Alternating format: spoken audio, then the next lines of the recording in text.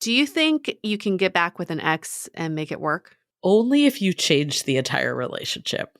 Hi, I'm Yue Xu. And I'm Julie Krafchick. We're active daters turned dating sociologists. Here to dive into everything modern dating and relationships. Welcome to the DATEABLE podcast.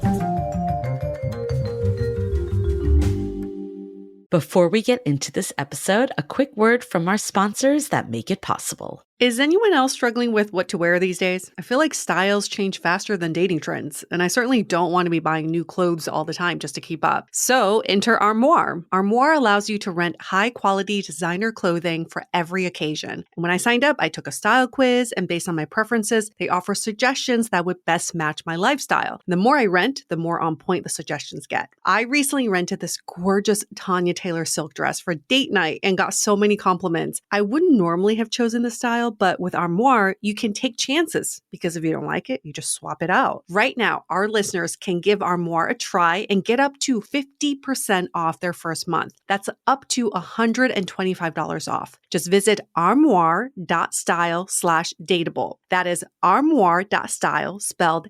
ARMOIRE.style/DATEABLE to get up to 50% off your first month and never worry about what to wear again. Try Armoire today. And if you forget the link, just head to our Instagram and find it under special offers. Did you know we're eating and drinking roughly a credit card's worth of plastic a week? Yep, that's right. Blue Land set out to do something about it, eliminate the need for single-use plastic in the cleaning products we reach for the most. I'm absolutely obsessed with Blue Land for a couple of reasons. One, how they're helping the environment. Two, how convenient they make my life. And three, how freaking beautiful their pastel containers are. All you have to do is fill your reusable bottles with water, drop in the tablets, and wait for them to dissolve. You'll never have to grab bulky cleaning products on your groceries run again. My partner was a little skeptical the other day if the dishwasher tablets would work as well as the pods we usually use, but after the dishes came out sparkling clean, he was sold as well. It's not only super convenient, but Blue Land is also affordable. Refills start at just $2.25, and you can even set up a subscription or buy in bulk for additional savings. Blue Land has a special offer for listeners. Right now, get 15% off your first order by going to blueland.com/dateable. You won't want to miss this. blueland.com/dateable for 15% off. That's blueland.com/dateable to get 15% off.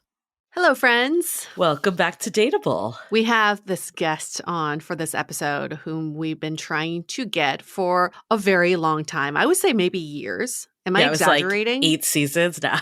We've been following him for a while, for sure. And many of you have probably been following him for a long time. His name is Mark Groves. Woo! And he is on our episode, and we got to talk to him. Like, we actually got to talk to the Mark Groves. And if you are not familiar with him, he's a man. It's hard to describe who Mark Groves is. He is everything. He does everything. He does it all.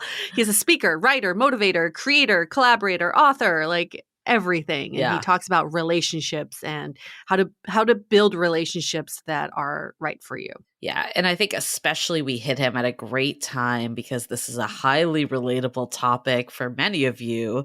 He just wrote a book with his now wife, but it's all about how they broke up the first time around and got back together and basically rebuilt a relationship. So we've gotten so many questions before of like, should I get back together with my ex? Is it possible to get back together with my ex? What do I need to do for it to happen? So I think this is a really great look into second shots with the same people and how do you actually make it work? Because I've been that person that's given it many tries again with an ex and it didn't work again. So it's good to hear a story from someone where they were able to make things work. And what you'll take away from this conversation are things like, when do you end it with someone? Like, when do you call it quits? And then when do you decide to get back together? And how do you decide to get back together? How do you redesign your relationship again? And how do you both own your shit in the process? I think yeah.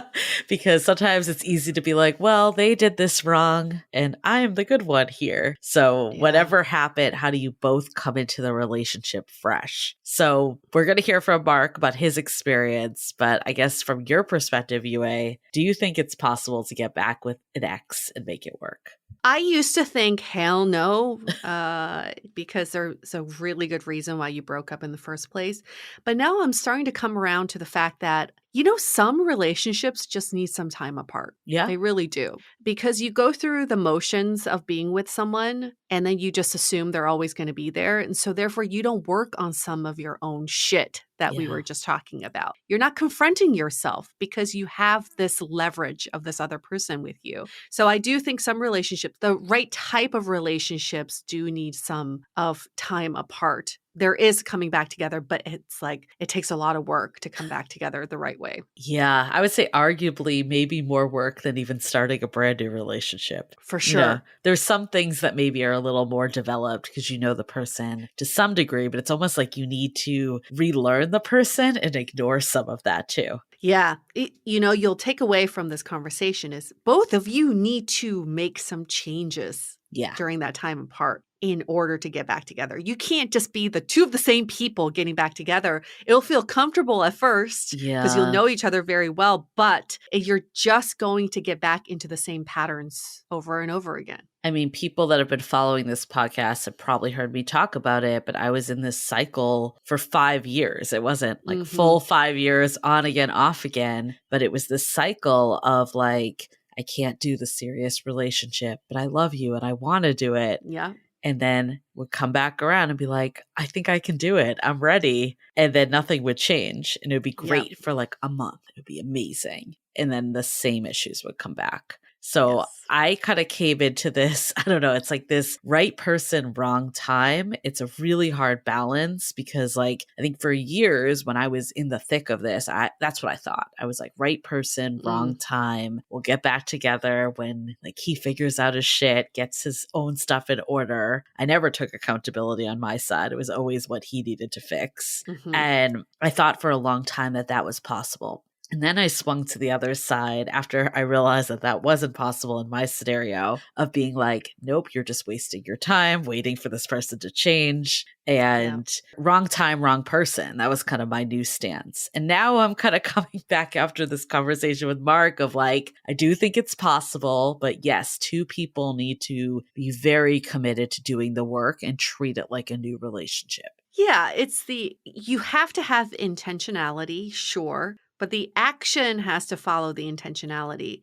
Two people will not work if they just verbally say, I love you, let's make it work, yet not follow through with that intention. Like it's very easy to have the intention of wanting to be with someone. Oh, it's totally. a lot harder to follow that with action, right? As we've all learned in relationships. This is why so many couples get back together all the time. They break up, get back together, get back together. Because it's the intentionality that you're gravitating towards. You want to hear those words. Oh, I really want to be with you. I really want to make it work this time around. But what are you actively doing to make it work?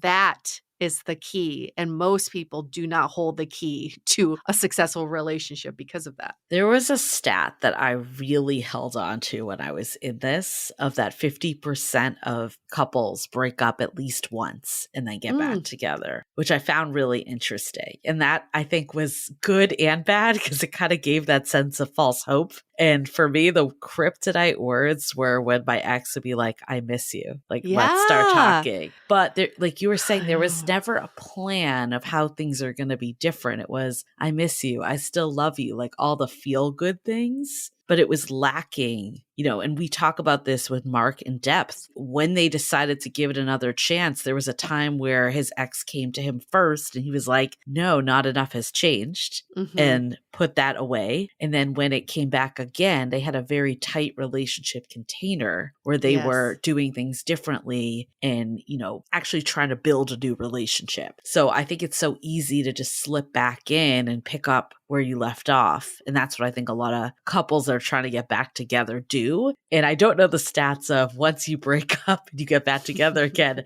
how many of those actually make it for the long haul? That stat I don't know. But it makes so much fucking sense. Think about it. You get into a relationship with a mere stranger, right? And then you try to make it work. You try to see how would this relationship operate. And then maybe you take some time apart to think about what would life be like really without this person. Yeah. And the only way to imagine that is to not have them in your life. And then two is to think about, if we were to get back together, what is that relationship we can design now, knowing now that we've have this familiarity with each other. It makes sense. I almost feel like maybe relationships need an intentional pause after a certain amount of time and then get back together with an intentional plan. So I actually don't think you need to break up in order to do this. Mm. And, we talked about in this episode, they call it relationship 1.0 as the first iteration. And then relationship 2.0 is their current relationship. I actually did this exercise with my partner last night where we took inventory of like what is going well in our relationship, what are some points of contention, and basically made a new container of like basically everything good stays, but this stuff in addition is in like the next iteration of our relationship. Mm-hmm. And I think it's important because a lot of this stuff we didn't know when we got together. Like part of it's you don't. Yeah, like your needs are different at the beginning. Like at the beginning, I'm just like, I want someone that shows up consistently and, will call me their girlfriend. But like the needs change as the relationship evolves. Yeah. And also, I think the other piece is you don't live with the person. You aren't with them day to day. You're out of the honeymoon period. So things fester, things come up, things change. Mm-hmm. So I think having conscious check-ins can happen even if you don't take like a break and pause from each other. It's still a pause of what is happening in our relationship, but not like a pause, let's break up and go our separate ways and only use that to figure out that we're meant to be together. Right. You can't be in a relationship and expect that to be the same relationship forever. And so how do you get ahead of that and infuse this intentionality of like, what is our next phase? Yeah. Like, how do we want to design this next phase? What do we want to take into it? And what do we want to discard from our first phase? It's like a shedding process, right? Yeah. You're becoming a butterfly in this relationship process. And that is something we miss all the time because we just get into relationships and without thinking about like, how do we want to operate? What does this even look like? And how do we want to ride out the waves of change? I mean, the reality is my partner and I will probably do a 3.0 and a 4.0. Sure. I think especially if you have kids, I've talked to a lot of my friends in relationships that have children and things change drastically then. So to think that you're just going to follow the same norms and ways of being when you first met years ago at this point, potentially, and you're in that like, oh, let's grab drinks and make each other laugh. That's very different than the relationship of co-parenting. Yeah. And for those of you listening, like Julie's example is a little bit different than Mark and Kylie because Julie and her partner are actively trying to figure out the next phase of their relationship. In Mark's example, and many of you have been here, they were on different pages of how much effort they were willing to spend on this relationship. So he was the one pushing for the relationship to get to the next phase, and his wife was not. So that's why they took their intentional pause. So you'll probably find some sort of like something that resonates with you in both these stories, but ultimately is like, you got to figure out what works for you. And sometimes it could be taking that break, and sometimes it could just be being intentional about saying, what is next? What does the next phase look like? Yeah, it's something you and I talked about after we recorded with Mark too. I think for me, I feel like I've been in relationships where the person just like outwardly is like, I don't want to try. And those ones just didn't work out. Like my ex, that's easy. They would hit a point with him every time that he's like, I just can't do this. But then this part that I had trouble maybe understanding was this situation where someone is in it with you, but you still feel like they're not. And it was interesting because as soon as Mark talked about this, because Mark and Kylie before in their relationship 1.0 had been together for 5 years, lived together. Yes. From the outside, it looked like everything was like rolling along. And that like was similar, I think, to your relationship. But like as soon as he said it, you were just like, yeah, I feel it. Yeah. You can feel when someone says one thing, but their energy is elsewhere. And I was giving Julie this example of like during our check-ins with my ex, there would be nothing brought. I would be like, okay, how do you think things are going? He'd be like, great, things are fine. And I could see in his eyes that he's elsewhere. I don't know where, But I would ask him, I would actually ask him, where are you right now? I know you're physically here, but like, where are you mentally? And he's like, I'm fine. Like, things are great. Let's keep going. Let's keep going with couples therapy. Let's keep doing that. And even in couples therapy, or towards the end with our last few sessions, he would just treat it like an all hands meeting. Like, things are, yep. We made plans for me to move to LA this week, and we're packing things up, and we are on time with everything. We are tracking well, like stuff like that. And then you're like, okay, is anything holding you back? Any fears? Anything you want to talk about? Nope. All good. So you're like, where are you? But you didn't feel that. You didn't feel like it was all good, even though he was saying it. I just feel like the point of a check-in and therapy is to avoid the all good, right? And all good is a cop-out answer. If someone truly wanted to know how your day was going, you wouldn't say all good. You probably give them some specifics. Yeah. So he never, towards the end, he wasn't willing to give specifics of what was going on in his mind. So I felt him turning away from me. But verbally, he was still like, yes, let's keep going. Let's keep doing this thing. It's a very interesting place to be in, for sure. Yeah. But we're going to get into all of it. So I'm glad, though, that you were able to add that perspective.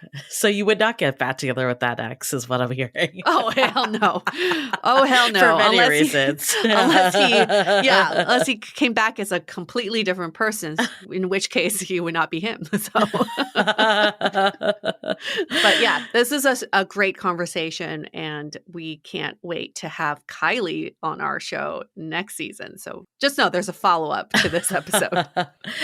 Awesome. Well, other great news that we have, we are actually really excited of how well the Meeting People IRL Masterclass did. Yes. As you all know, we piloted this last week and the registration closed, all of that. And you and I have been getting a lot of responses for people being like, oh, I missed it. I still want to do it. Like, is it too late? We're like, why not keep it open? Like in the past, like other ones, there's been some bandwidth reasons. But for this, we're like, yeah, like, why not? So we're actually going to be keeping it going all summer. So if you didn't get a spot, you can always go to dateablepodcast.com/programs and sign up anytime this summer. And the feedback we've been getting from people who went through the masterclass, because I would say like most of them already finished the masterclass, the ones that did the program, their feedback has been, this isn't like a class where you sit and like learn. This is like a quick start or jump start guide to getting out there and meeting people. Like so many of them felt inspired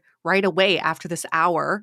Yeah. And just actually doing, like implementing some of the actions the same day. So that's really exciting to know that, don't worry, this is not like a multi-course series, like you have to devote all this time to it. No one wants to do that. Yeah. The whole goal of the masterclass is to get you out there like that and just start meeting people. So we will be toying with the names. If you have any suggestions, feel free to DM us, but it'll be the same thing. It just might not be called a masterclass, but for now it is. And also another thing that we got a few of that we heard of was that people were gifting them, like coupled friends were gifting them to their single friends. So we love that. It's totally possible. You literally just register your friend's email instead of yours if you want to do it. So love it. Yes. Pay it forward. Gift that to someone. IRL summer. Yeah.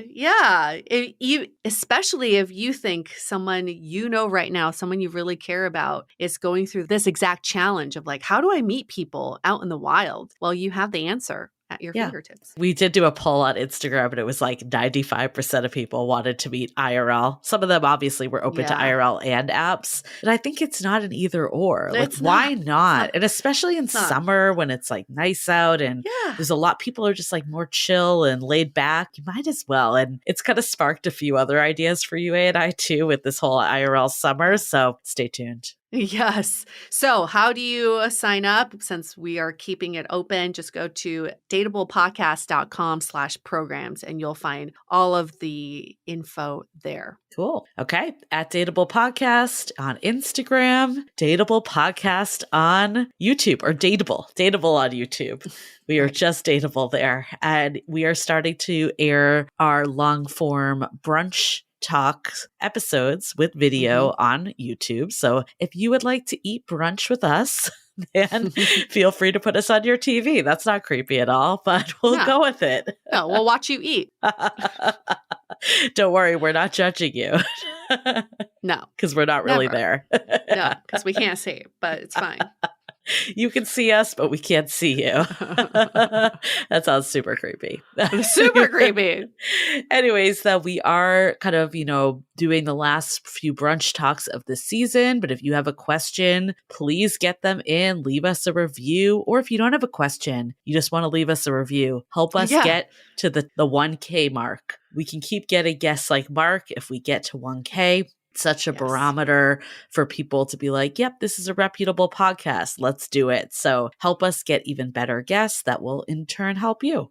We very, very much appreciate all of your ratings and reviews. Yeah. And we had someone reach out the other day just being like, hey, I want to leave you a review. And I really just don't understand where to do it on Apple Podcasts or Spotify. And there's no shame of that. Feel free to DM us. We will help you out if that's a thing that is getting in the way. I swear they do it. They make it so confusing on purpose. Especially Spotify. It's like hidden under like dots now. It's just not intuitive. So there's nothing wrong. We'll show you. Yes. Cool. Okay. Well, before we get into it with Mark, let's hear a message from our sponsor. Do you ever wish there was a way to warn people about your ex, or alert others about a creepy date, or find out if your significant other is seeing someone else, or just curious to know what's happening in your local dating scene? I can't see you, but I feel you all nodding your heads. So you'll appreciate that Date Detective makes it all possible. Date Detective is a brand new app that just launched. They're on a mission to create a safer dating community through the power of information. The app lets you review your dates and share your experiences while maintaining your privacy. So, how it works is that you post information you like to share about your date, including their name, phone number, and/or social media accounts. Their personal details stay private, but your review about them is public. When someone else searches for that person's name, phone number, or social media username, they can see the reviews about them. Now, Date Detective also has community features like groups where you can connect with others or make your own private space with you and your friends. Investigate your next date on Date Detective. Download the app through date-detective.app.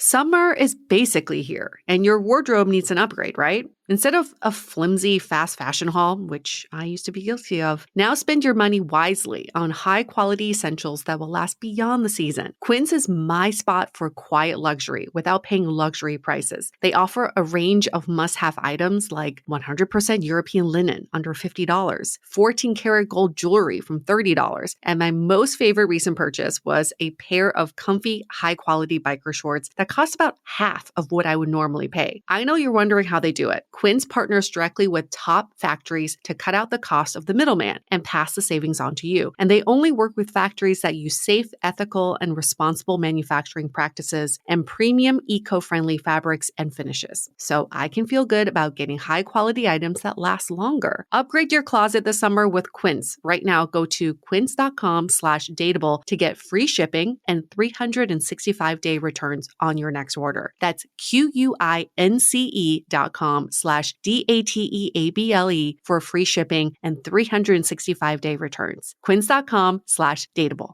Spring, a time for new beginnings. But you know what adds an extra spring to my step? Our partners at Via Hemp. Whether you want to get better sleep, ease anxiety, enhance your mood, or just get high, they have something for you, including their best-selling High Love Gummy, which will awaken your senses, increase blood flow, and intensify any sexual experience.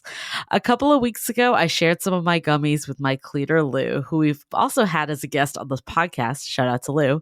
The first thing he said to me when he came over today was if he could have more because they were that damn good. Personally, I've been liking their 0 THC products. So whether you're a 2 milligram or a 50 milligram user, Via has something for you. So head to viahemp.com and use the code DATEABLE to receive 15% off and one free sample of their award-winning gummies. 21 plus. That's VIIA hemp.com and use the code DATEABLE at checkout. Please support our show and tell them we sent you. Take your passion and pleasure to a whole new level with High Love from Via Hemp. Okay, let's hear it from Mark Groves.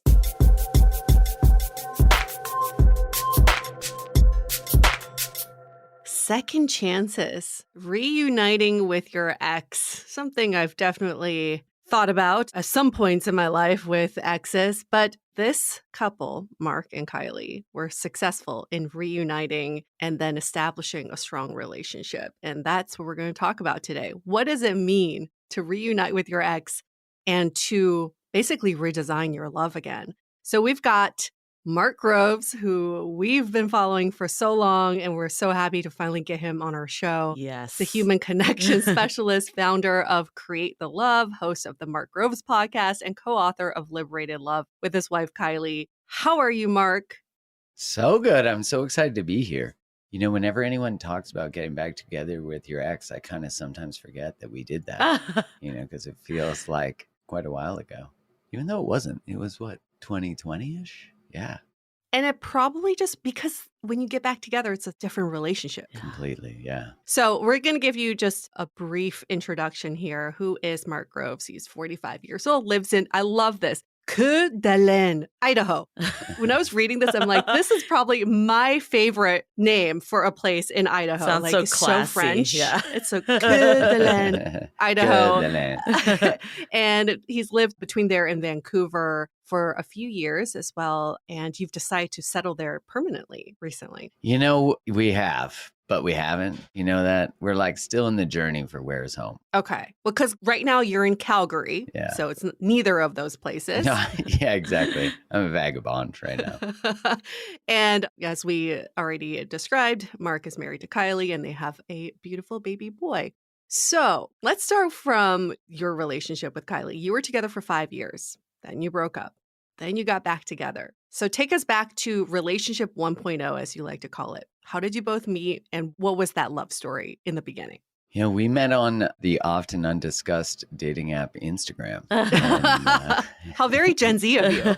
Yeah, right. Let's be honest. Everyone's dropping in the DMs, which I dropped into her DM. Okay. And we had been following each other for a while, sent her a message, told her I'd love to connect beyond the gram. And she wrote me back, no games. Like, I remember she wrote me back. At that time, you had to send a picture when you sent a message. Oh, wow. And I sent a picture of a sunset from Grouse Mountain. She sent a picture back of a sunset somewhere in the desert. And she wrote me back. And I remember writing her back and saying, well, that's about the best possible reply I could have imagined. Because there was just like no game, which is how it should be. Yeah. You know, that it's not forced, that there's not like some sort of strategy that has to go into it, which I'm not negating that. I think we need like the skill set when it comes to dating and relating. There is a skill set for it. So yeah, in relationship 1.0, she eventually moved to Vancouver. And in that relationship, there was always this sort of nudging feeling for me that Kylie wasn't fully in it. And we were traveling in New Zealand and Australia. And I remember I went for this run and I'm like thinking while I'm on the run, I'm just so tired of like, I'm not here to chase anybody. And I feel like every time I get close to her, she withdraws. And then I have to get close again, and then she withdraws. So I came back from the run and I said that to her. And she said to me, yeah, you know, there's a dream I had that I've not told you about, but it's been really, really living in my psyche. I've been afraid of it. And it was that she was in a burning house and she had to leave, like get out in the relationship. The burning house was our relationship. Oh, wow. So, you know, our relationship's good, you know, by every other metric other than the burning inferno that is supposed to represent it in a dream. But the actual experience of the relationship on this sort of skill set, relational, you know, are we healthy? Are we not? Yeah. We would have checked healthy, but on a deeper level, there's this subtle fear of not staying for Kai. And there's this fear that I'm in a relationship with someone who's not turning towards me. Like her, if you think about it sort of figuratively, her shoulders are turned sideways and I'm turned directly front facing. Yeah. And what's really interesting is that if I was truly in discernment, because I'm sure for a lot of people listening or watching that we can relate to this feeling of just choose it. Like, just why don't you just turn towards, like, it's not fair. You're the one who needs to do the work. You had the damn dream. I didn't have it. Right. So I recognize that I actually should have in that information turned to my shoulders because that's discernment. Like, you can't build a relationship with someone who's not building a relationship with you, who's like, still, I'm not sure. Yeah. People can be not sure. That's a normal human experience. But what do we do with the not sure? Well, I did what most people do, unfortunately. And we spent 3 more years in that not sure Mm-hmm. And what we did was we started to pathologize it. I had already been studying relationships and teaching them. And if you think about it in relationship, it's like, well, why do people who teach relationships, therapists, coaches, doctors, nurses, right? All these types of service related providing roles are people who are highly attuned and likely had a role in their family where they took care of people. Yeah. So what better job in the world than to monetize your survival strategy? But here I am in a relationship. I'm like, well, you have some relational challenges. We're in a relationship. I've got value now. You can't go anywhere. Yeah. And so we went to psychotherapists, we did coaching, we had mentors, we did all the things. Red attached, of course. And when she learned about avoidance, she was like, I'm so avoidant. That's me. Yeah.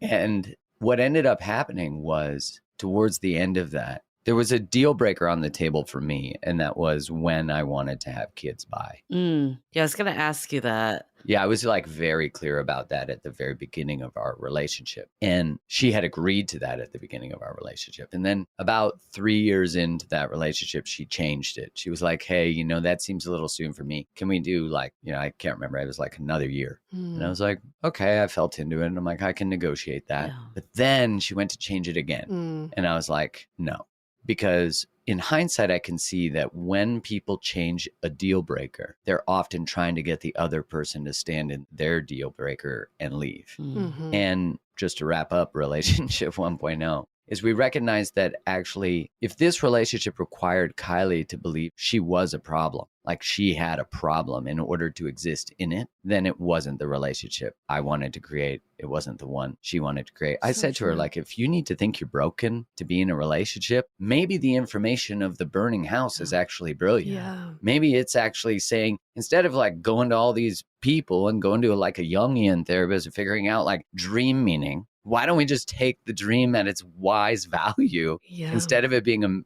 this like deep metaphor of something else? Maybe actually we should trust it and that you're not broken, but you're brilliant. Yeah.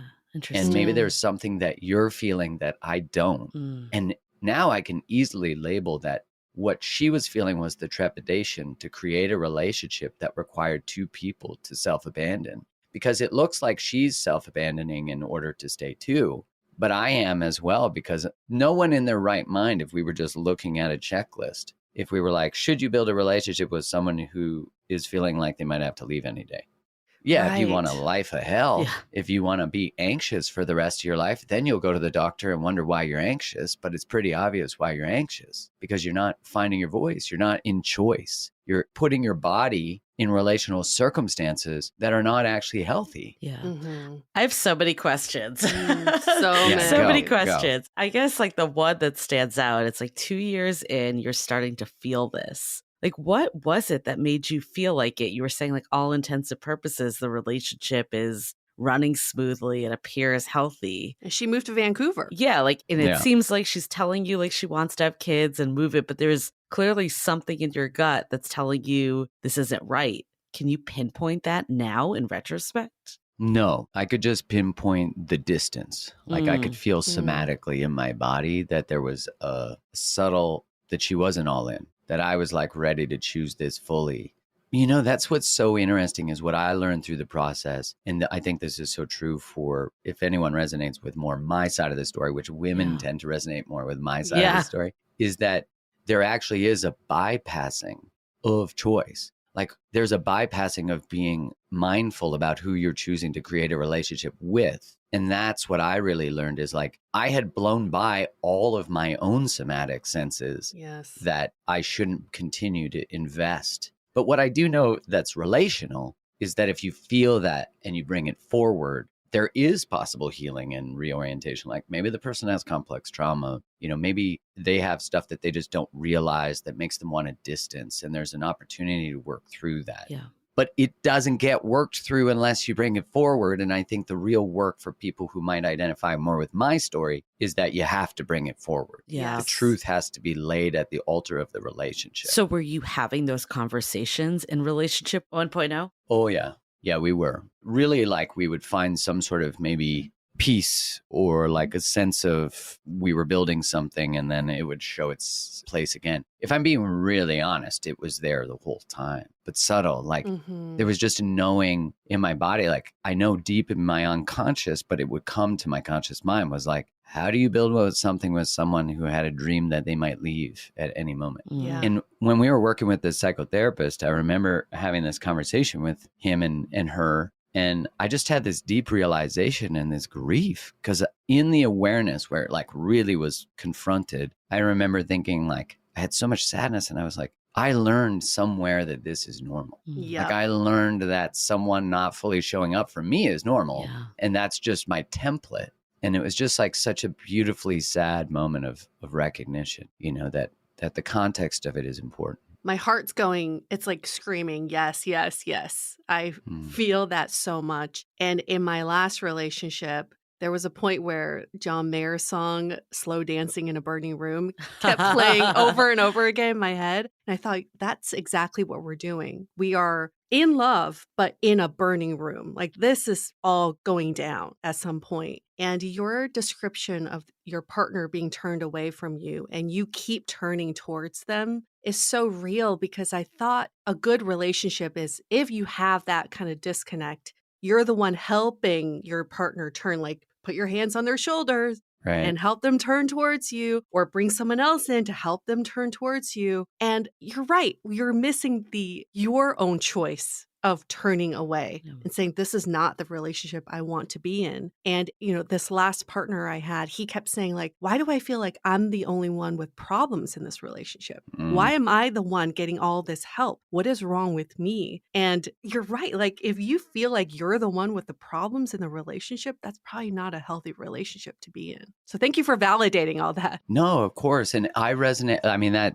I got shivers. The challenge with relational teachings in general on social media or just in general is that we don't identify that actually the person who needs to fix shit actually has to hold the identity that they're broken in order to keep facilitating the person who needs to help all the time. So like in order for them to stop being broken, the person trying to fix them has to stop giving them shit to do.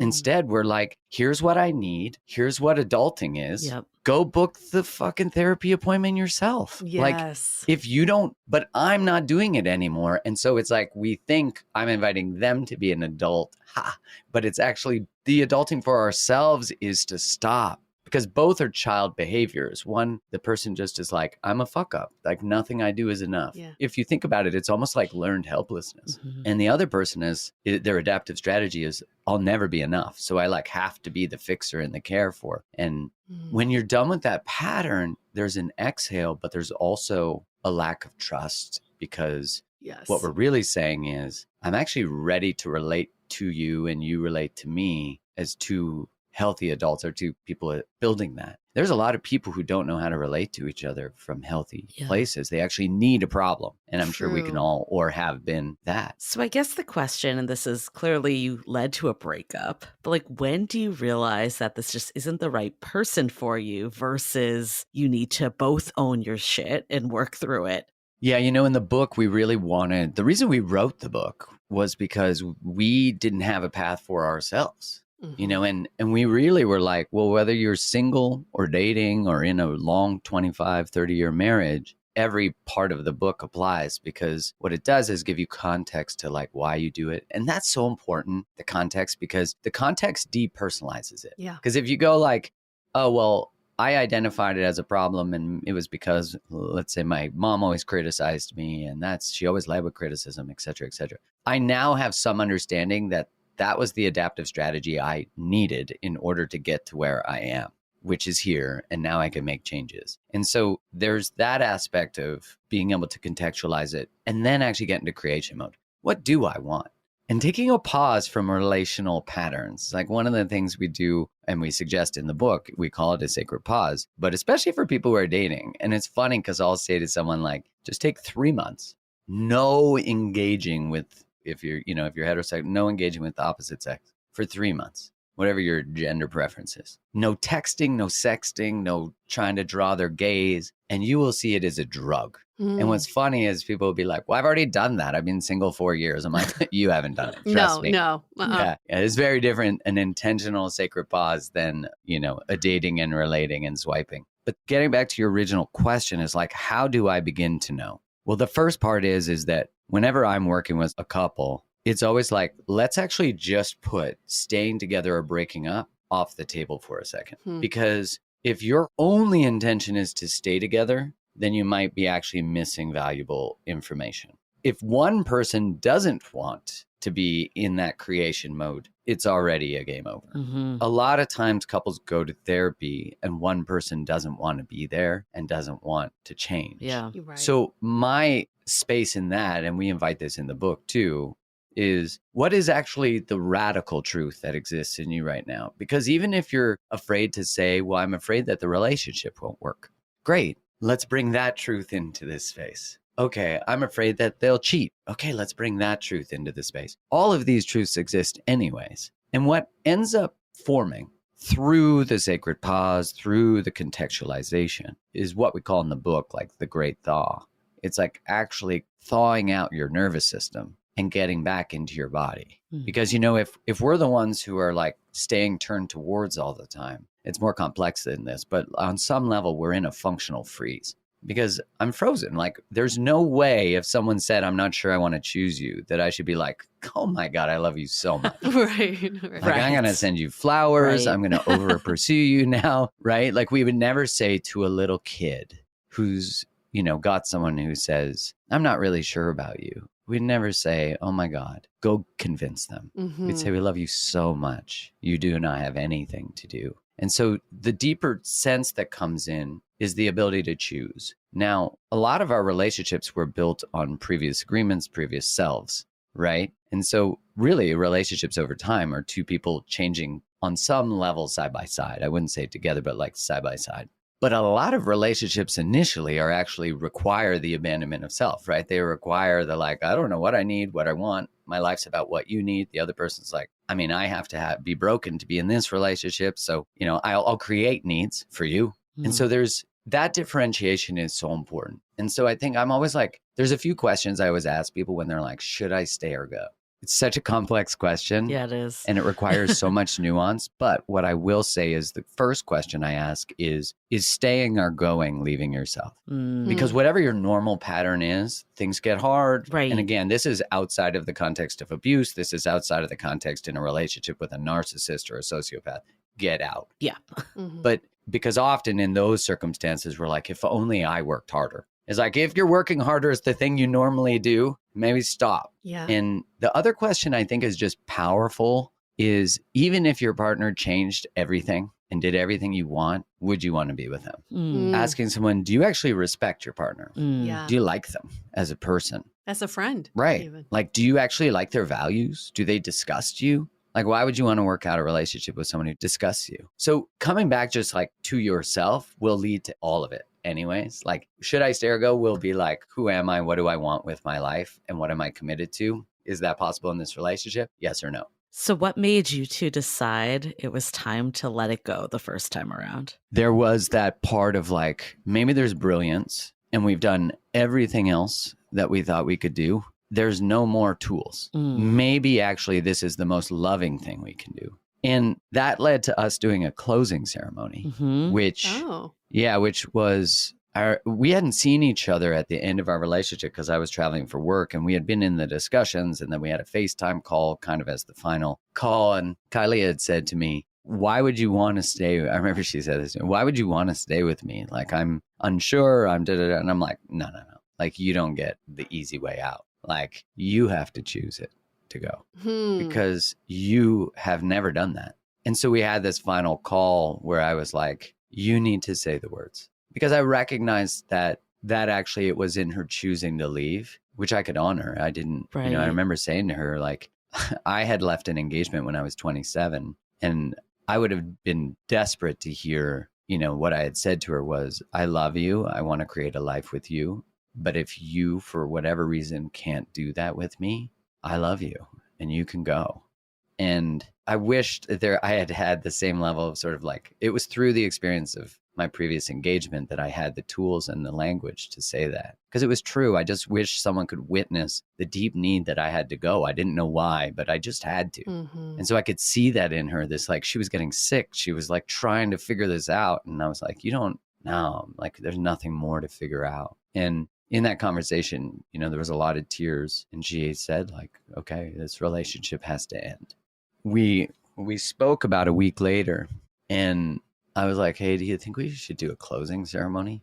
And she was like, yeah, sure. Like, we didn't know what that was, but I Googled it, and other people had done something. Yeah. I did one before. I was like, are there other crazy you did? Yep. Yeah. See, well done.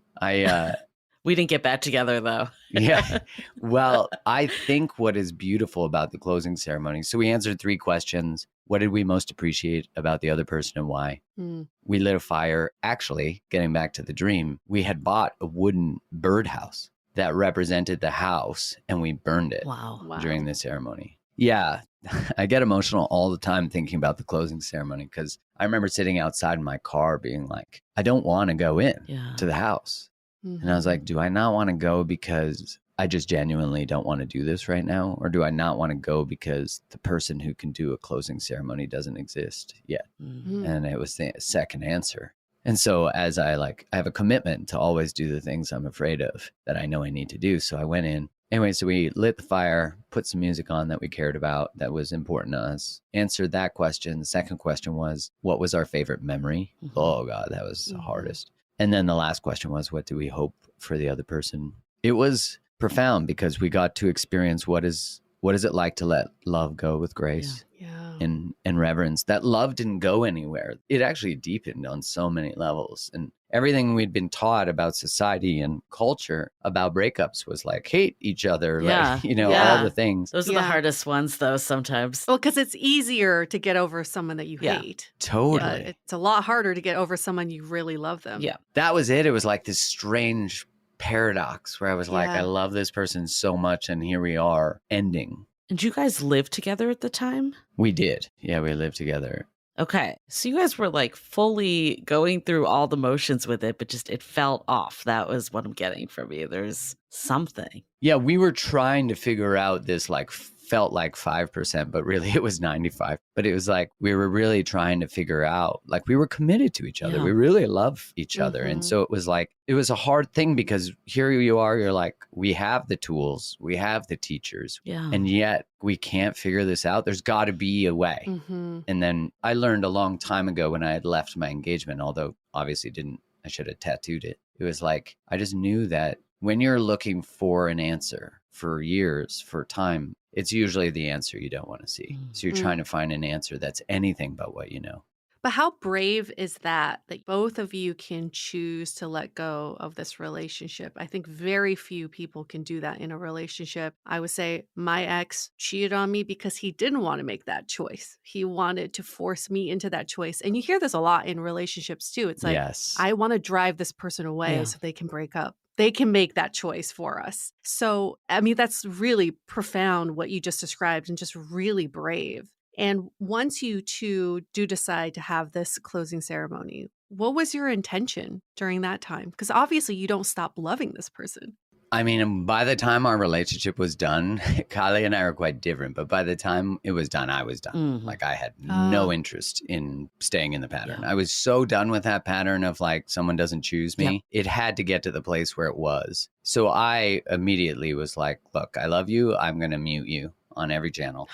We had amazing mutual friends, and we had discussed with them like, okay, if there's a celebration, please just invite whoever can go, but just let me know because I'm not ready to be in the same space. And neither was she. And that was great. Like our friends, you know, were distraught by our own relationship ending, you know, and it was so beautiful because they didn't choose sides, you know, because there was no side. That was what was different. Right. So yeah, we went right away to no contact for 3 months. And we had one friend, a mutual, really good friend to both of us, who would kind of mediate some messages that needed to be shared, like logistical things or like, because at the same time, you know, it was December 2019. It started in September 2019. And so, you know, then we spoke again in December. we came back together, had a conversation, connected, and we were like, no, it's not aligned. Okay. And then we spoke for about a month. And then I realized I was on this retreat. And on this retreat, I remember I was a attendee. And I remember thinking to myself, like, I'm still in conversation with her and she's still dictating the level of intimacy and connection. And I was like, nope. So I went home, FaceTimed her, and I was like, I recognize that this is still happening. You're still deciding. I'm not. I'm deciding. I can't keep in contact with you. What was like an example of that? Like, what was something that you felt that you're like, I feel like she's dictating the intimacy? Well, because I had been the one who always wanted more. And I was always the one who was like, I want more. But the capacity of the relationship was dictated by her capacity. And I realized I kept being the one who was consenting to someone else deciding the capacity. Yeah. So I was like, no, I'm deciding. I don't want to live in a space of longing. Yeah. And so when I had that conversation with her, I mean, she's incredible. So she was like, oh, you're right. I am doing that. Yeah, that's not fair.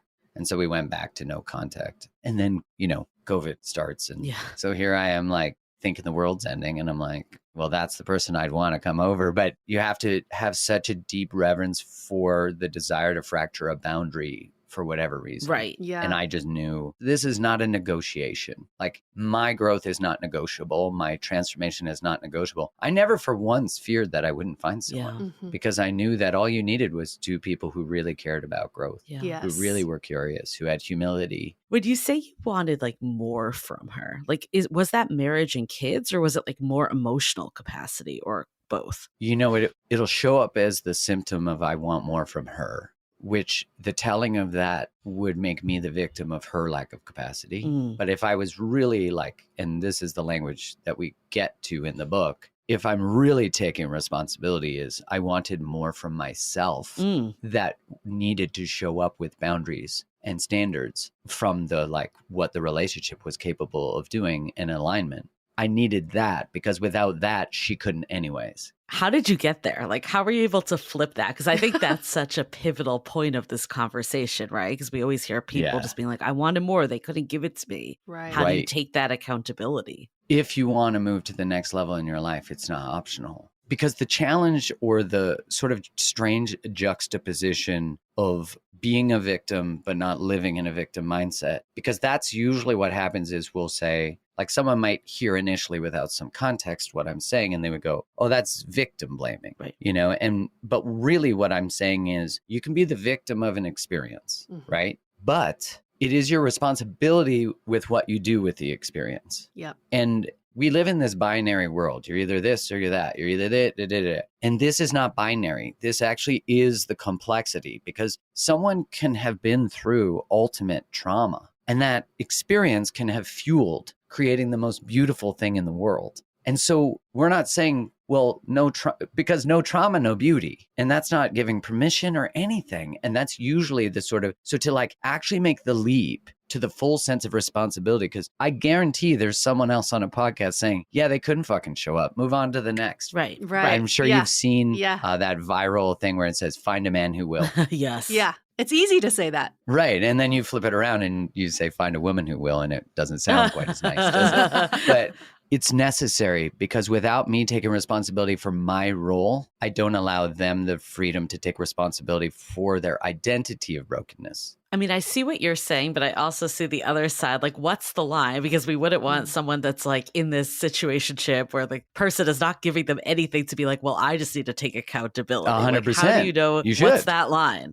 You think you should? Okay. If you're in a situationship and you want more and they don't, then you are consenting to be in a relationship dynamic with someone where you're actually misrepresenting possibly and not honoring what you truly desire. You're accepting breadcrumbs. You're accepting something less, and then you're the victim of the situationship, but you're not. You are choosing to be with someone who can't show up fully for you, likely because there's a familiar wound. And now you get to say, oh, they just treat me like a girlfriend, but they're not. They're not ready for commitment. Neither are you. I see what you're saying. You're not saying like take accountability, like try to make it work with them. It's take accountability and like own how you're showing up to this. Yeah. Like write on a piece of paper what's true. Like we have a chapter in the book that's called Getting Right with Reality and Breaking Up with Normal. Those chapters are like savage takedowns of perception of like fantasy land, you know, because a lot of people who stay in those types of circumstances learned somewhere they couldn't have what they desired. But what happens is we live in the wound of rejection because we stay in circumstances that are rejecting. But I get to blame the guy or the girl when it's really me who's rejecting my desires. So I am the birthplace of the thing that I'm projecting onto them. It's like, this is a really tough one to hold. But at this point, I'm going to say 100% of the time, which I normally would qualify something with like 99.9. I'm bracing You're myself. going bold. I like it. Yeah. 100% of the time, external betrayals are preceded by internal betrayals. So infidelities, lying, cheating of someone else, usually, always, is preceded by some sort of betrayal of ourselves.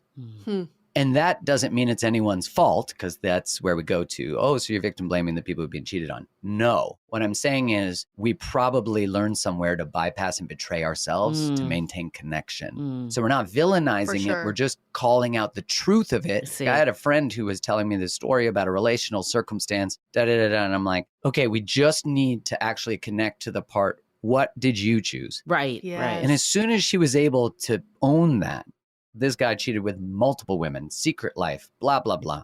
Now you're dealing with, that's a pretty crazy behavior. That's very like, you're getting into like narcissistic, sociopathic behavior. But I was like, where was the earliest sign that you missed a red flag? And she was like, it was here. And I'm like, is there anywhere earlier? Because till you can get to first moment, that's where you left yourself. And then the 3-year relationship is just created on the abandonment. You are what you tolerate. Right? All of that, all the behavior in your life is what you've tolerated in your life. Amen. So we got to take accountability for that as well. And I think about the infidelity that you're talking about, Mark. I think about this all the time. It is because I had let go of my needs that gave him permission to forego, to disrespect, because it's like, it's the whole roller coaster of one day taking me out ring shopping and the next day being like, I'm not sure this is for me. That's the worst. I never chose that, right? I never sat there and said, oh, would I choose this for myself? I just sat there and waited and said, why is he changing his mind?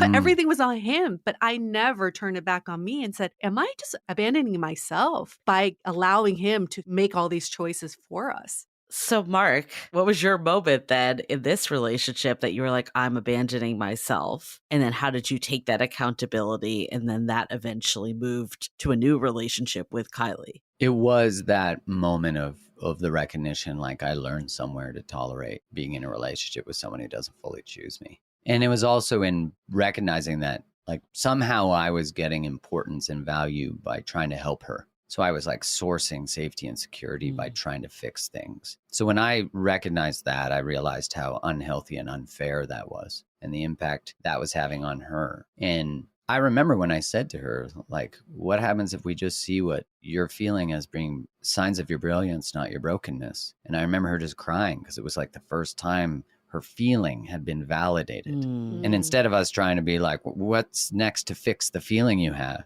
It was like, let's actually ask it questions. Let's get curious. So for me, it was when I had the awareness, it was like, no more. Like when I finally connected to the anger too, like a healthy level of, why am I in a relationship with someone who's telling me about dreams about leaving? Or like, why do we tolerate these? Like, fuck this. And so when I took that stand, and also had empathy for her need, then she started to trust me on a deeper level, right? Because she's like, he's calling out the truth of our connection and he's actually standing in his non-negotiables. Now I can trust him.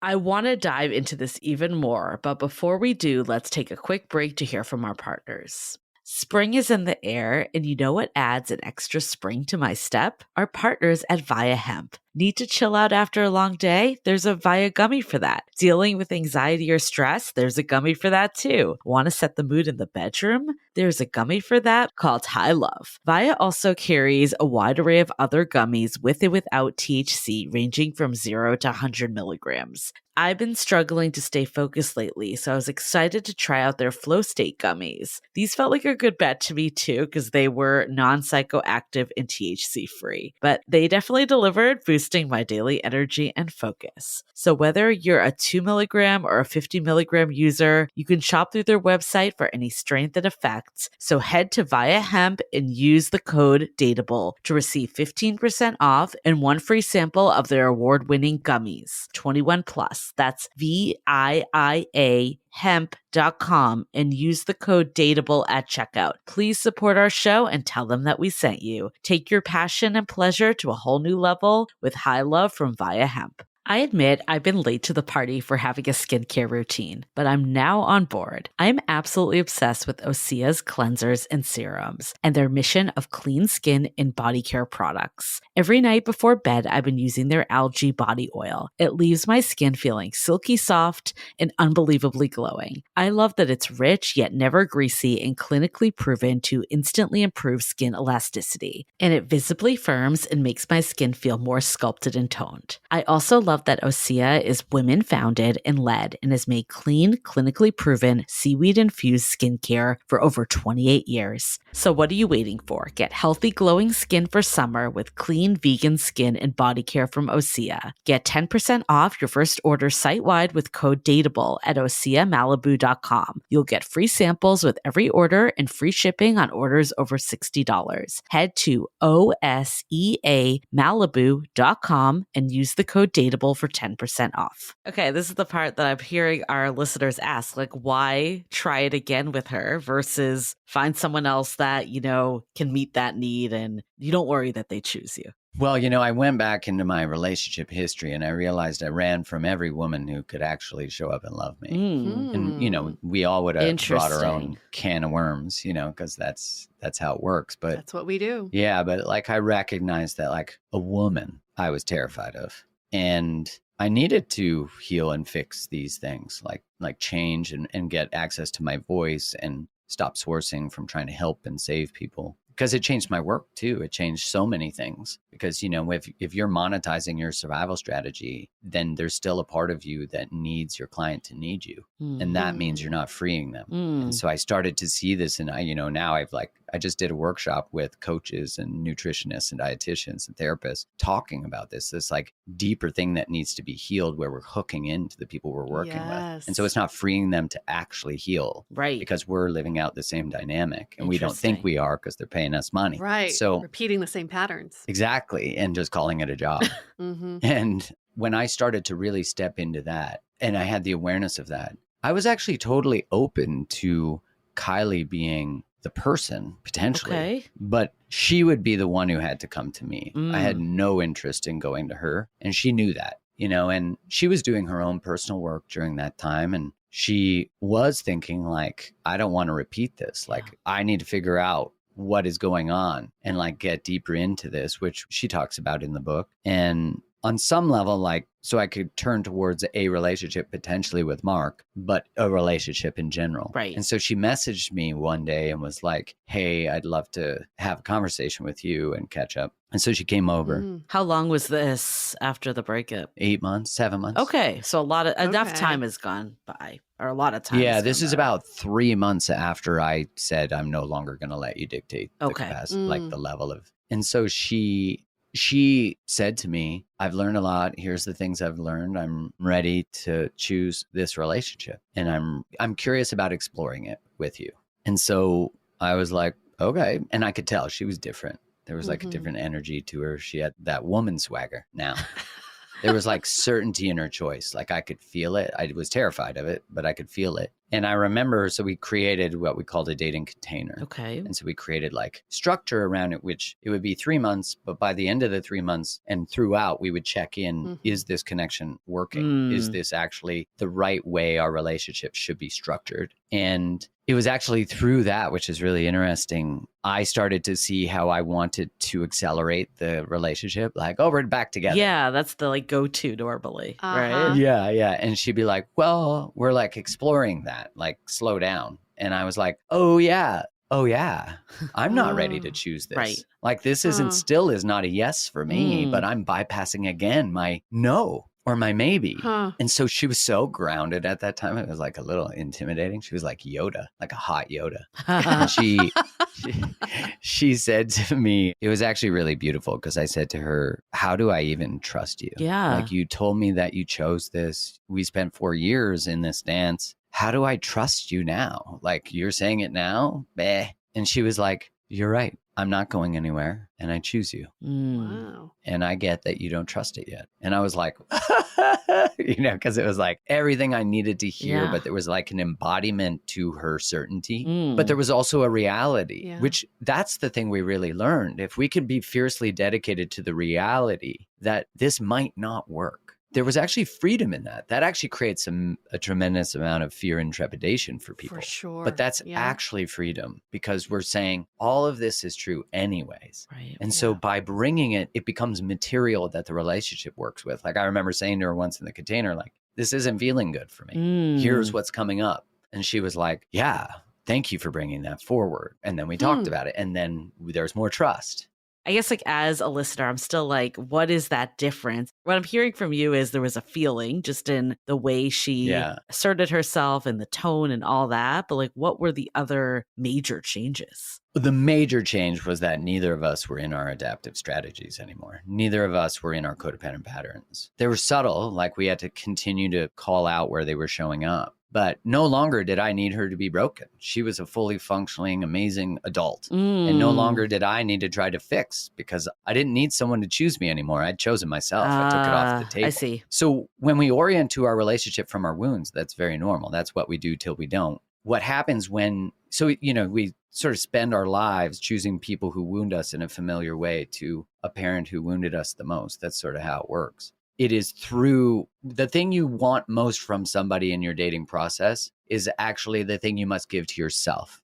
And once you give it to yourself, then you no longer seek it unconsciously from the other, and then you can love each other. Yeah. I think it's important for anybody listening right now to just pause and rewind and listen to the dating container again, because I think that is how dating should be done. We should be dating in a dating container before we even take that next step, because I think we go from like dating to committing to a relationship, which means committing to making this last. But we're not committing to, I want to express my needs. We're not committing to, I want to honor your needs. Those are not the commitments we make when we define the relationship. That's a huge step that we're skipping. I think the other big piece too is the fact that like you didn't rush right back into it, because I've been there before where I've broken up with someone, got back together, and nothing changes each time because you're just repeating the same patterns. I really believe like if you're going to give a 2.0 a try and really make it work, like the fundamentals need to change. You can't just go right back to where it was. No, that's why the language, like, how do I get back together with my ex? I'm always such a stickler. It's like, don't move forward. Be walking forward in your life, and they'll meet you walking forward. And whoever meets you walking forward, you won't care if it's them. That's such a good distinction. Love that. It makes such a difference. I remember hearing Alan Watts say, why fall in love? Rise. And it's such a difference, like rise in love. And, like in the book, we talk like our principles of liberated love. One is a fierce dedication to the truth. Another one is honoring each other's path as their own, that we're honoring the sovereignty and choice of the other. And it is actually through doing that the relationship becomes a place of expanding ourselves instead of collapsing ourselves. Who wouldn't want to be in a relationship where one of the major intentions is to bring each individual alive more healed, more powerful? Like my wife getting more access to her voice doesn't threaten me because it just makes her more powerful, which is great. It's only when power dynamics are what I'm playing with that is scary or I don't want it. I really like how you were able to share from like the anxious perspective. I mean, if we're going to use anxious avoidant terms, but the person that feels like they're not getting enough in the relationship. I think a lot of our listeners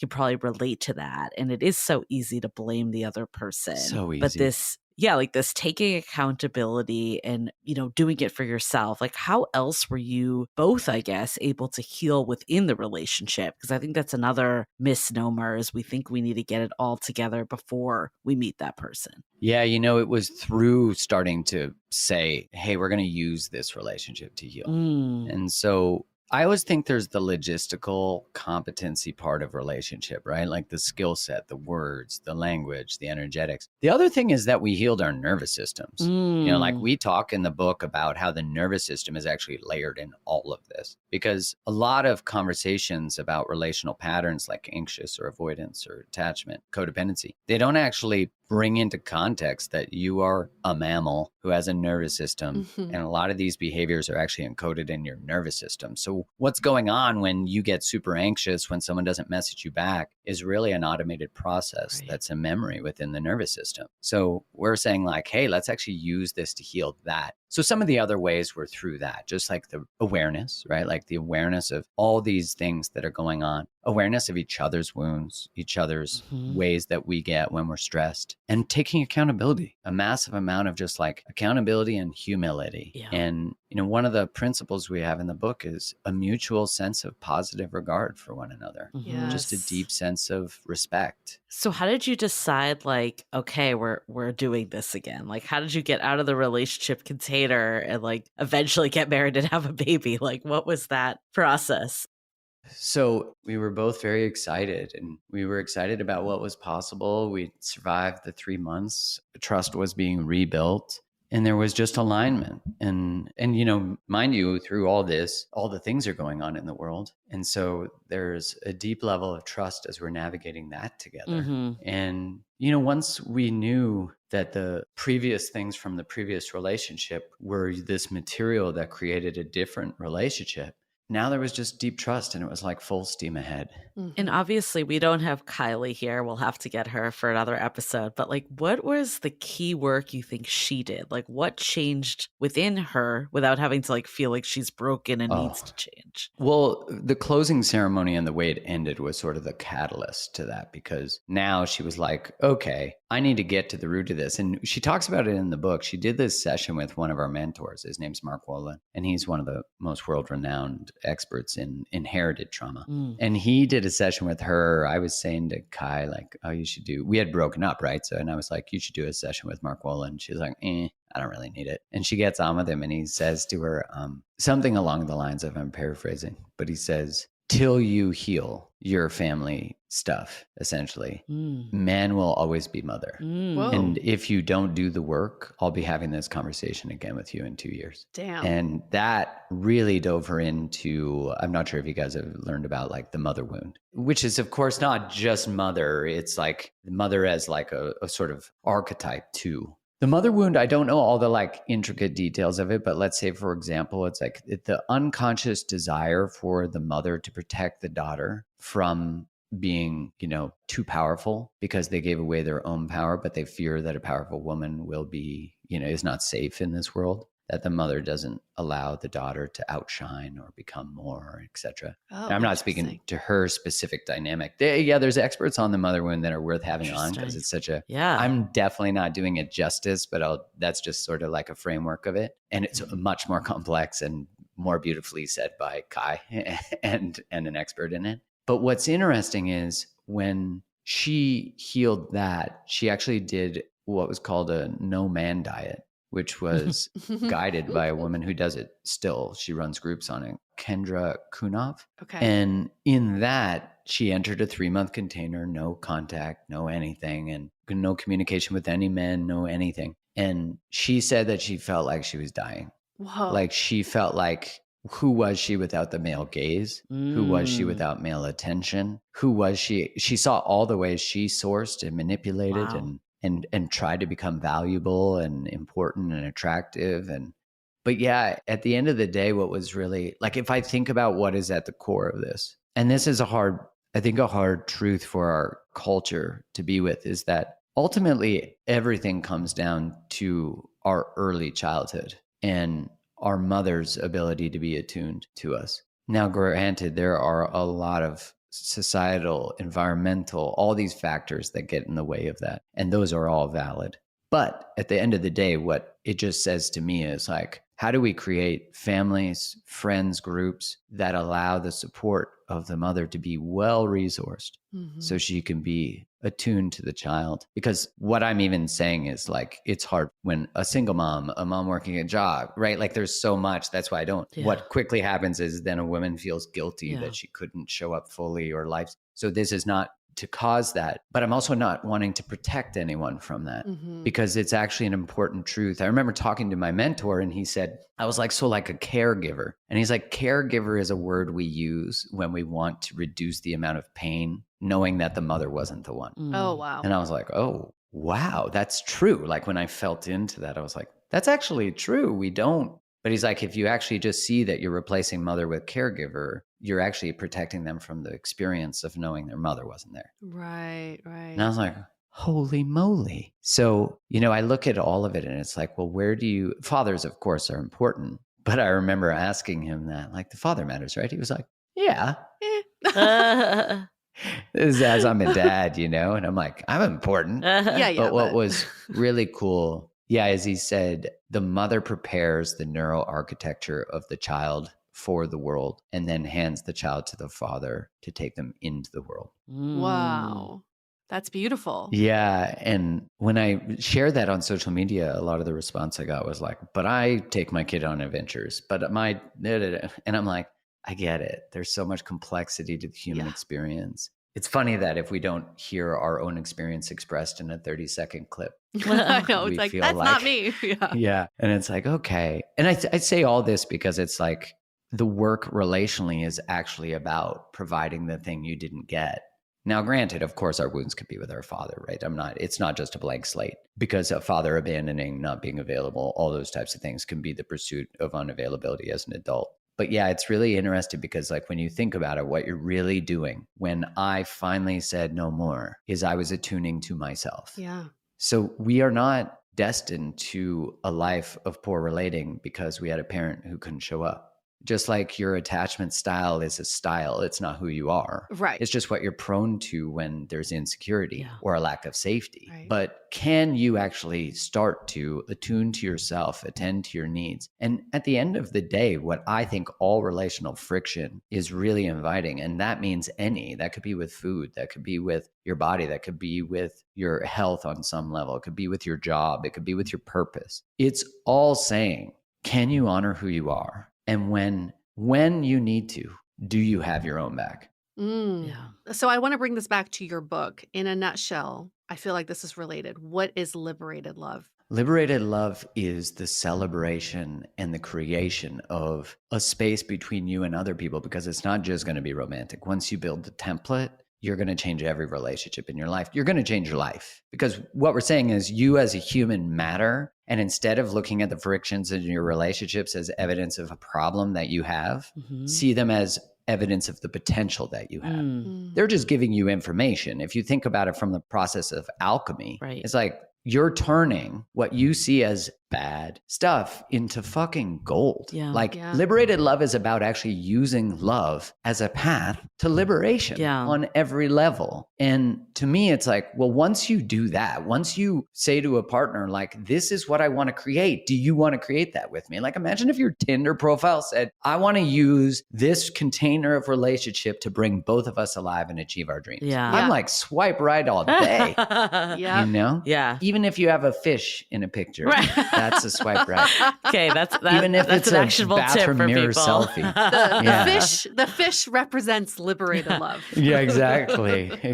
So putting it into example's sake again too, like for you and Kylie, what was kind of that example of like how you turned maybe an issue or something that was broken with both of you into that liberated love, like growth opportunity? It's now just a way of being. Okay. So one of the other principles of liberated love is when something's coming up for one person, it's coming up for both. Okay. It's huge. It's just that the other person might not feel it yet. And so there's actually, instead of like, oh, that's your problem, it's like, oh, that's ours. Okay. Like you're feeling neglected. That's not my experience of what's happening, but tell me more about it. So in internet language, we'd be like, that's gaslighting. It's not. It's just saying like, maybe that's not true for me, but I'm not saying it's not true for you. Right. Right. Because really, what is a relationship? It's two truths that can be subjective, that coexist, that through the conversation and dialogue, you create a deeper truth. Right. And that one includes the both of you. You're relating to each other. So if one person feels something, the other person. Yeah. So then you're not feeling, and then you don't hide it. Instead, the relationship is like, tell us. Okay, like share the thing that's coming up for you, because that's what leads to breakthroughs. That's what leads to transformation. But there's a difference of codependency with that though, right? Yes. So if you're relating from a place of always having problems, and that's how you create connection, that's very different. And that delineation, I think, is pretty felt. Like you could tell when that's happening. You could tell when someone only connects through criticism. One of the ways that people who have more of an anxious style of attachment, probably some fear of abandonment in there, is they'll want to talk about everything all the time because they don't yet know how to self-regulate and hold on to things a little longer before they engage. Oh, gosh, there's just so many nuggets in this that I need to rewind and listen for myself. Yeah. What advice, we're going to wrap this up very quickly here, but what advice would you give to someone who may be in a relationship like you and Kylie in relationship 1.0, where you're on a relationship escalator? I feel like this happens a lot. You're going through the motions, you're on this escalator, it's going up, but your connection or your feelings may be not catching up with the escalator. Yet, you've moved in, you've met parents, you've merged friend groups. For anybody going through that who's like, I'm so afraid to take myself out of this relationship because we're already on this escalator, what advice would you give to that person? Well, recognizing that the momentum of life is maybe having you leave your center, right? So you're allowing yourself to go up an escalator that you're actually not ready to go up.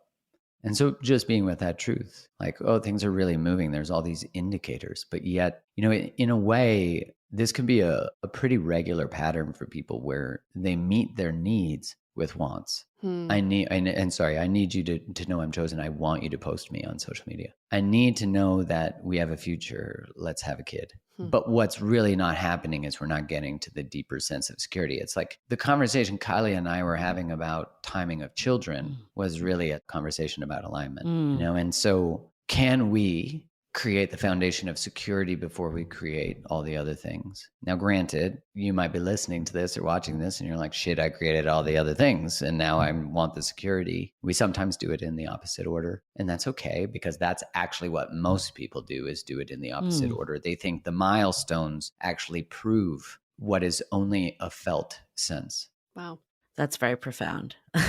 I mean, I think my biggest takeaway with this whole conversation, again, probably need to listen to this like 3 times to get it all, but I think the big one that's coming up for me is, behind any unmet need that you have of others, there is something deeper within yourself. And we always talk about this too with dating. It is a mirror into what's happening for you. And, relationships and all of that is a place to heal, but also to recognize what's bringing up for you. Because I think in relationships, you can really have a lot start to confront you. And, the biggest thing with the should you get back with your ex, like I also hate the way that is phrased, but it's like, unless you're both willing to do something different and approach things in a way that actually getting to the root of what the challenge is that you're facing, that's how you know if you should pursue something again. And I loved what you said earlier, Mark, about it wasn't about getting back with my ex. It was moving forward. And if they met me there, then that was the right person, or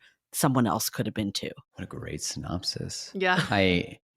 I'm always brought back. I don't know if I shared this in the book. I can't remember. But one of my favorite lines from Abraham Hicks. Do you know Abraham Hicks? Mm-mm.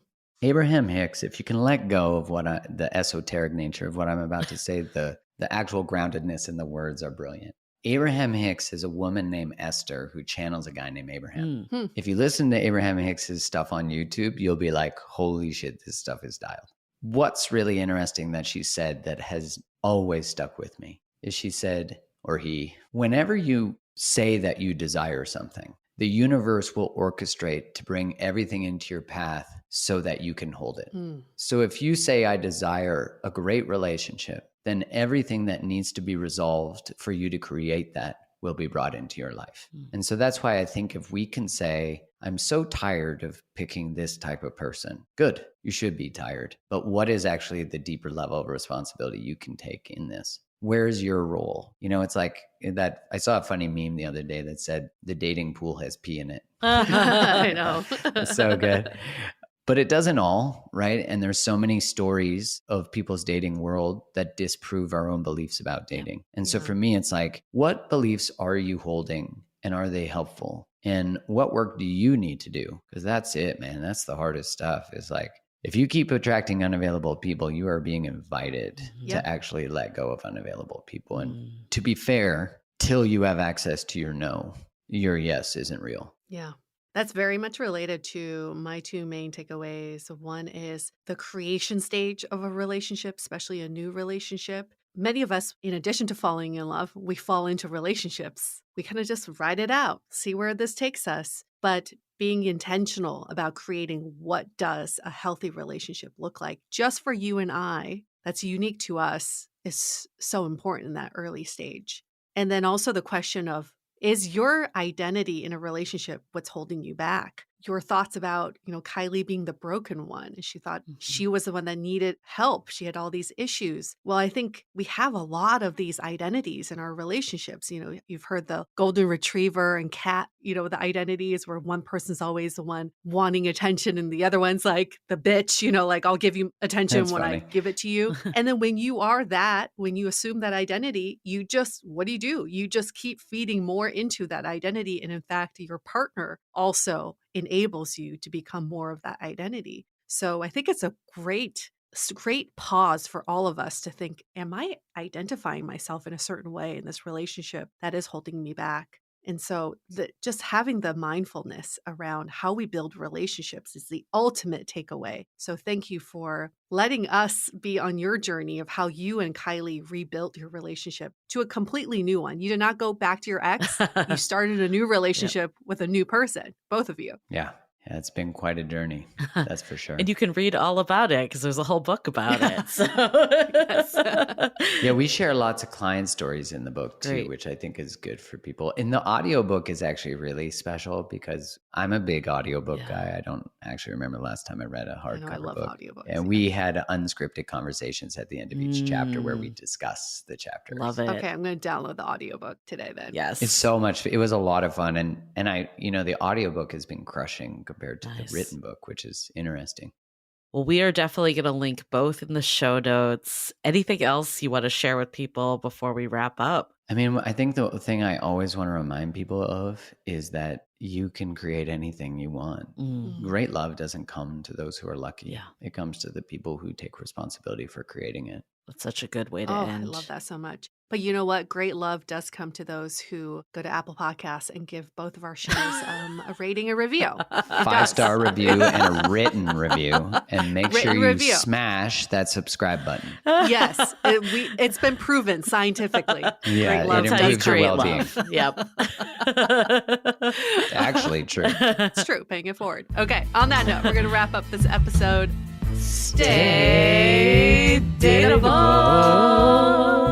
The Dateable Podcast is part of the Frolic Media Network. Find more podcasts you'll love at frolic.media/podcasts. You can follow us on Instagram at Dateable Podcast and visit dateablepodcast.com for access to all the episodes and our premium programs. Also, make sure to subscribe today if you haven't already on Apple Podcasts, Spotify, or your favorite podcast platform so you are the first to get all the latest episodes. And most importantly, stay dateable.